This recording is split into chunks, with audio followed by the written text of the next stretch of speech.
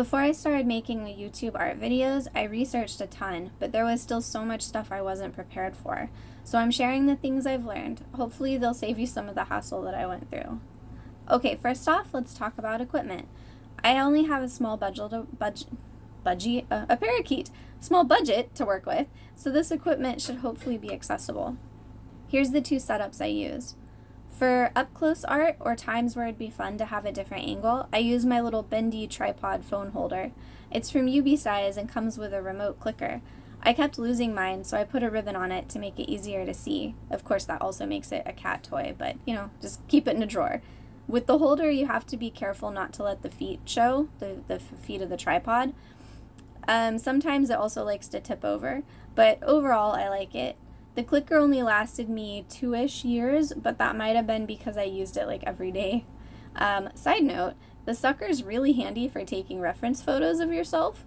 I even wrapped the arms of it around the top of a bunk bed frame to photograph poses for a bird's eye view for a painting I needed to do. So yeah, that's super fun. Okay, back to the main note. For overhead filming, I use a bendy phone holder arm from Daiso. It has a foot that I attach to a little shelf and tighten to hold it steady. The arm can be bent to create lots of angles. Since my videos are usually filmed in the same spot, I just leave the arm hooked up all the time and then attach my phone whenever I'm going to film something. My main irritation with this holder is that it moves so easily. That's why I hook it to a shelf that isn't touching my work surface at all. Any movement will make the video shake, like breathing on it makes it shake. But as long as there's no air movement and I don't bump it with my head, I'm happy with how it works. I also have an external hard drive. I have a SanDisk 2TB Extreme Portable SSD. This was my biggest equipment investment. As of the time of this filming, they're like $165 US on Amazon, but this lets me store my videos and footage without filling up my computer's memory. The only other main pieces of equipment I use for filming, other than the computer, which is how I edit, are lamps with daylight bulbs. When I first started, I only had yellow light bulbs, and they made me pick colors for my art that didn't look good. The daylight bulbs show a more accurate color. I have one in my desk lamp, and then some LED strip ones overhead. Alright, tools. I use Adobe Premiere Pro for editing videos, and Adobe Photoshop for making my thumbnail images and channel art, like the banner.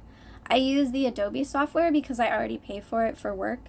If you don't have or want theirs, I've heard good things about Affinity in place of Photoshop, but I'm sorry I haven't used image or editing programs outside of the Adobe suite, but they'd be worth researching if you're interested. For music and sound effects, I go to Pixabay. They have photos too, but I haven't used those. When using work from other creators, make sure you check the licensing of each piece, as well as the licensing agreement for the whole site. As of the time of me filming this, my understanding is that the works on Pixabay are free to use in YouTube videos, but you should always check for yourself and do your due diligence. And even when attribution isn't required, I try to still give credit to the creators because I'm super grateful for their kindness in letting me use their work. For reference photos, I usually use Unsplash. The same principles apply. Do your due diligence as far as the licenses go, and remember to credit the creators who so generously offer their work for free, because it's awesome of them. On Unsplash, I think there are some images, like Unsplash Plus, I think they're marked, that are not free to use, so make sure you check. Another tool that is existing thanks to the kindness of other creators is the collection of tutorials and troubleshooting walkthroughs in the YouTube videos, blog posts, forums, all over the web. I'm not techie at all, so my learning curve was really, really steep. Like when I was first learning Premiere, I had to look up a new tutorial every 30 seconds kind of steep. I never would have figured out most of that stuff on my own, so I'm so grateful to all the souls who can do techie stuff, who share their knowledge in like the 2 to 8 minute super specific tutorials, or everybody who's working through similar problems in a forum. You guys are awesome also. Alright, as far as taking the first step to actually making my channel went, the biggest thing that helped me actually start was deciding to not show my face. I just had way too much anxiety over it, and letting myself make videos with just my hands making art was really freeing. You can always decide to show your face later on if you want to anyway. After that decision, but before making any videos, I focused on setting up my channel dashboard art. I'd already painted a self-portrait for my website, so I used that as my avatar. And I used one of my favorite paintings to make my channel banner in Photoshop. And I used Photoshop again to use another of my favorites to make an end screen for future videos. If I remember right, you can also use the free version of Canva to make these instead of Photoshop if you want. Canva's blog also has a really helpful article that lists all the dimensions you need for making the different channel art and videos for YouTube, listed by pixel size. You can see it at the link I'm going to put on the screen.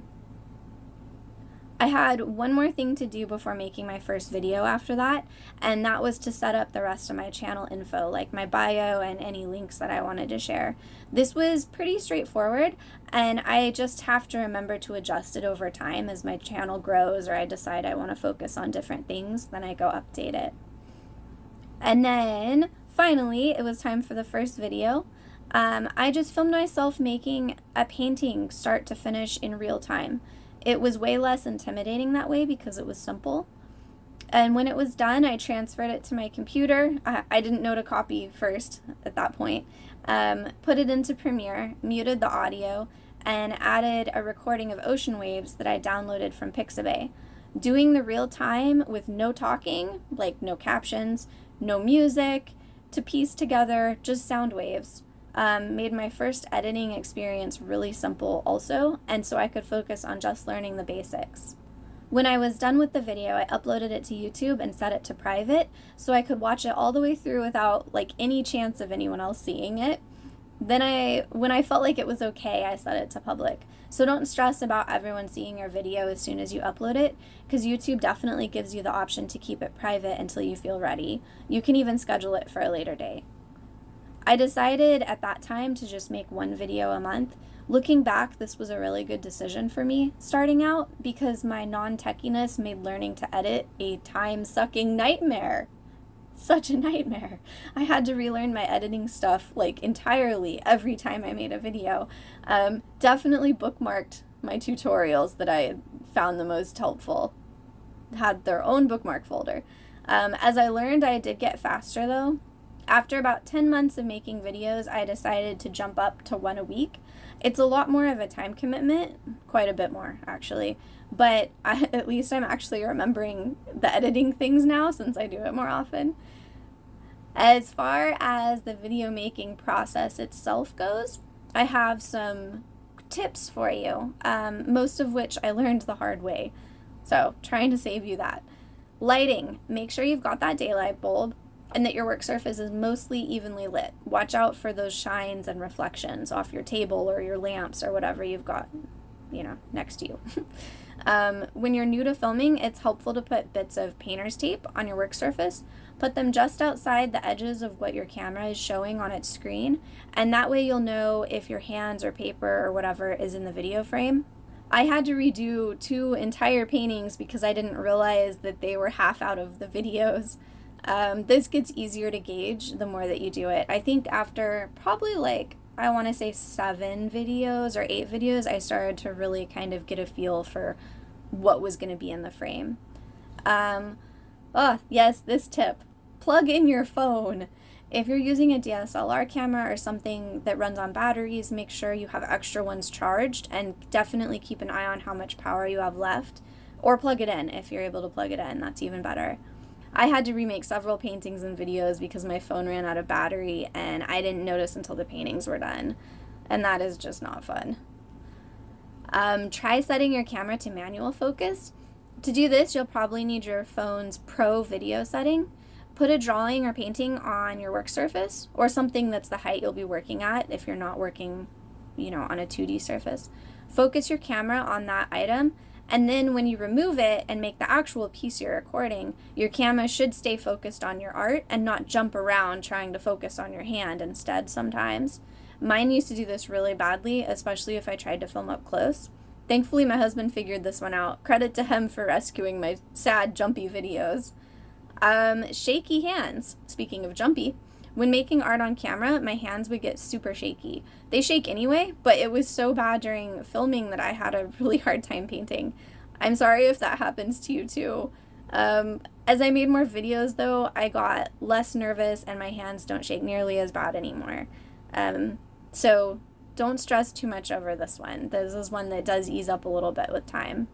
If you're a quiet talker like I tend to be, you're going to have to be super aware of your voice. I do okay with videos like this that are voiceovers, but if I'm focusing on painting while I'm talking, I kind of fade my voice out without realizing it, or just start talking to myself like really quietly.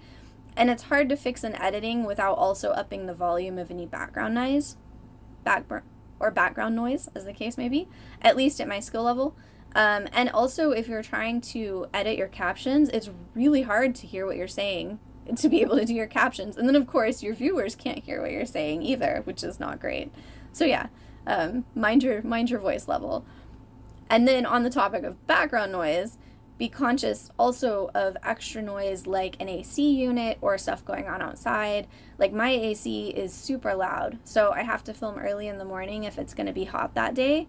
Right today I didn't, and so I'm like in a closet recording this, and you can probably still hear the AC through the door. If you can, I'm sorry. But oh yeah, also, and never film on garbage day, because that really shows up in the audio. When you're done filming, oh yes, this was a hard one lesson. Make sure you save a copy onto your computer of your footage. Don't just transfer the original footage. I tried to transfer an almost 2-hour-long video that I'd already had to redo once. That was one of the times the camera died. And I lost a third of my footage in the transfer. The file got corrupted. I was so discouraged. So don't do the same mistake. Copy your footage to your computer. Run through the copy, like watch it.